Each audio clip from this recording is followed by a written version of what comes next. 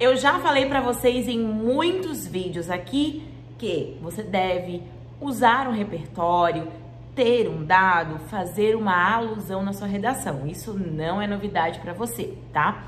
E para te ajudar hoje, eu separei aqui vários dados atuais do IBGE que vão funcionar em diversos eixos temáticos. Então eu vou te mostrar aqui como você utiliza, certo?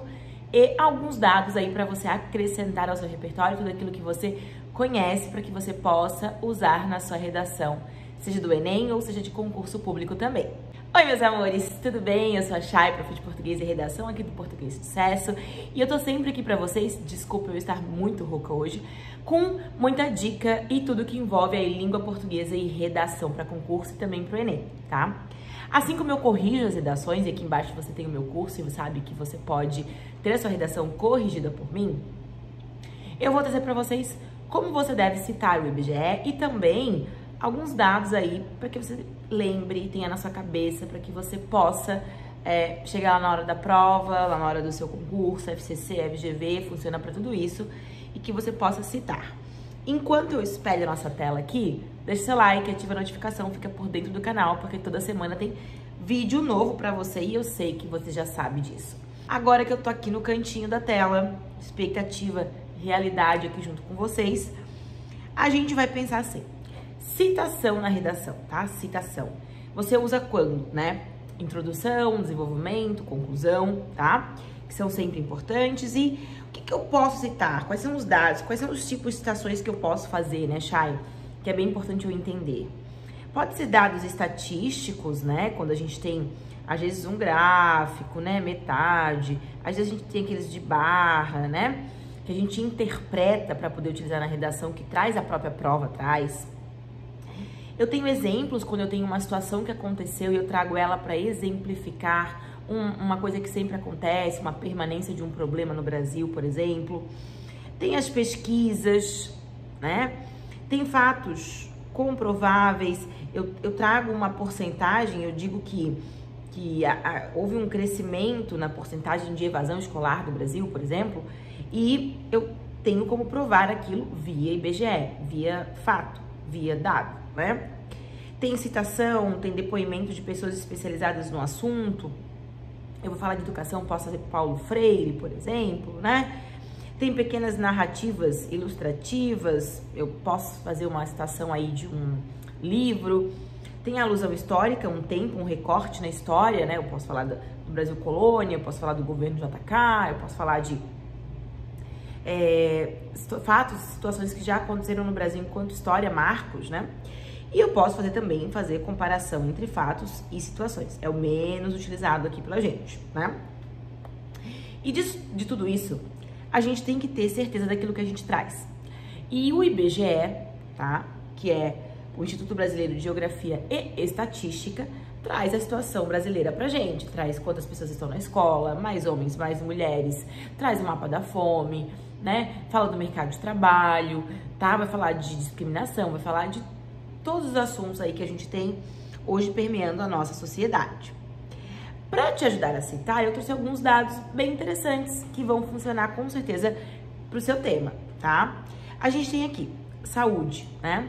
Como que tá a saúde nos últimos desempenhos aí do IBGE? Eu trago um dado que diz assim, ó, que 1 a cada 4 pessoas vive em famílias com restrição de acesso à saúde. Diz IBGE, ó, 1 em cada 4 pessoas, ou seja, 25% da população tem restrição de acesso à saúde. Qualquer tema da saúde, se falar de idoso, se falar de criança, se falar de saúde masculina, se falar de prevenção de doenças, tá? A gente consegue trazer o dado, né? Aqui a gente diz assim, ó, restrição de acesso à saúde, porcentagem em famílias, tá?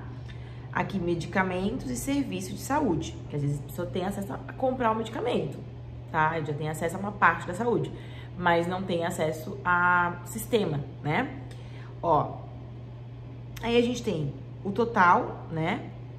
E motivos, falta de dinheiro, indisponibilidade. Quando a gente fala desse mapa da saúde, a gente não tá falando só de pessoas com precárias em relação à margem à linha da pobreza. A gente tá falando também disso aqui, ó. Eu não cuido da minha saúde porque eu não tenho tempo hoje. E tempo, poder se tratar também tá associado aí à saúde, né? Dificuldade de chegar a lugares remotos.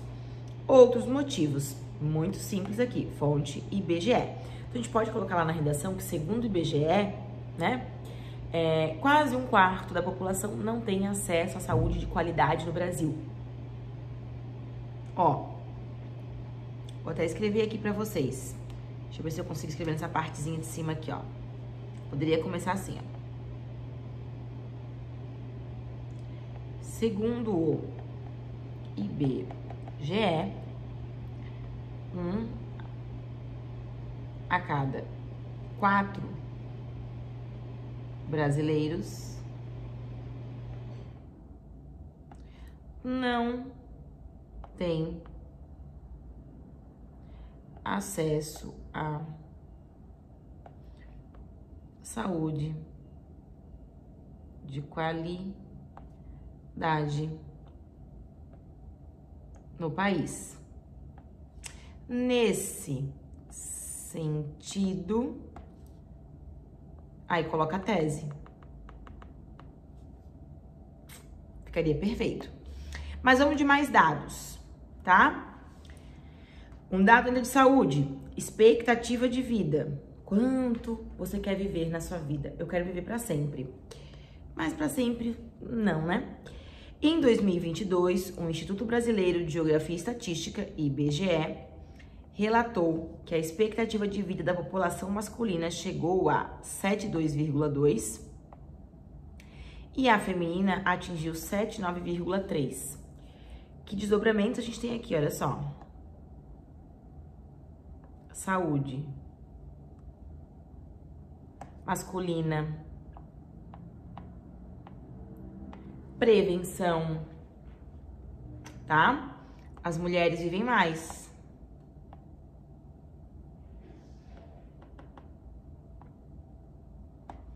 As mulheres vivem mais. Poderia só usar esse dado. Segundo o IBGE, Instituto Brasileiro de Geografia e Estatística, as mulheres vivem mais que os homens no Brasil. Poxa, esse dado tá certo? Claro que tá certo, né? Tá certo porque eu interpretei para fazer a utilização. Então, ele tá certo, tá? O que mais que a gente tem? Se o eixo nortear criança, tá? A respeito do trabalho infantil. O IBGE revelou que existe 1,8 milhão de crianças e adolescentes nesta situação de trabalho infantil. Mas, ó, poderia usar esse dado assim, ó, mais de 1 milhão de crianças trabalham no Brasil de forma ilegal. Interpreta o dado para conseguir fazer a utilização. Outro ainda sobre educação. Cerca de 241 mil crianças e adolescentes entre 6 e 14 anos estão fora das escolas no Brasil. O número é produto de um levantamento da organização Todos pela Educação, lá de 2021, que registrou um crescimento de 171,1% na evasão escolar em relação a 2019. Então, a gente pode dizer que a pandemia, segundo o IBGE, a pandemia fez crescer o número de crianças e adolescentes fora das escolas no Brasil. Pega o dado e maquina ele para que ele aconteça a seu favor. Ainda sobre a criança, tá? Mais de 5 milhões de crianças, mas é criança com educação, né? Mais de 5 milhões de crianças e adolescentes ficaram sem aulas em 2020. Um dado bem legal pra gente falar aqui sobre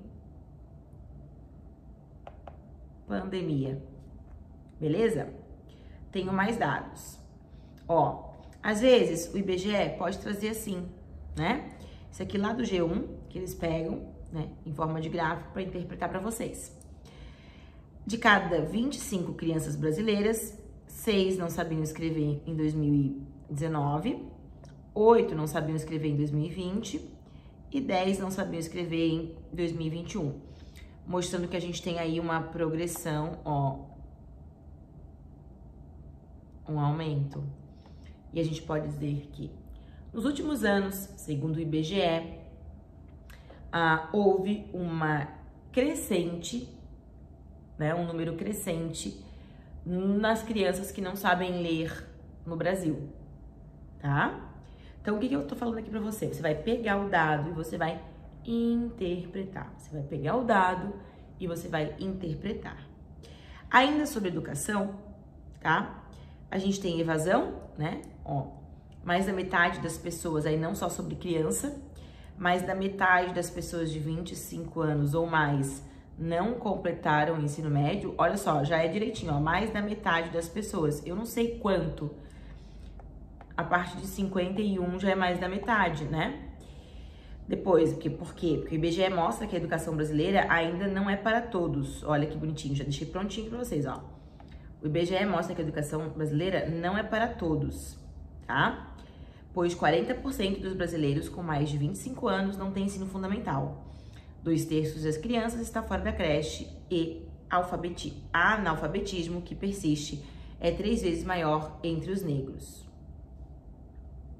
Dado foda, né? Pra gente poder utilizar. E por fim, quase por fim, é o último mesmo que eu coloquei, família, formação familiar. Olha que bonito esse dado. O IBGE, que nos últimos anos, por meio do censo, tem tentado quantificar o percentual de mudanças nas famílias brasileiras, por meio do censo realizado em 2010, percebeu-se que 28.647 lares possuem formação moderna, diferente da constituição tradicional de marido, mulher e filhos consanguíneos. Ou seja, não está dizendo qual é a formação, mas está dizendo que quase 30 mil, isso lá em 2010, tinha uma formação diferente, uma formação moderna que eles chamam. Por que eu trouxe um dado de 2010? Será que eu ainda posso usar um dado de 2010? Pode, porque a gente tem aqui década cheia e mudança. A gente pode fazer comparações. Isso é muito legal, tá? E dá muito certo. Então, por isso que eu trouxe aqui pra vocês esses dados. Eu tenho certeza que você vai utilizar e são muito legais. Eu vou tentar deixar os dados também aqui na descrição do vídeo junto com o material pra vocês. Ó, um beijo, bons estudos, toca a ficha aí, até a nossa próxima aula.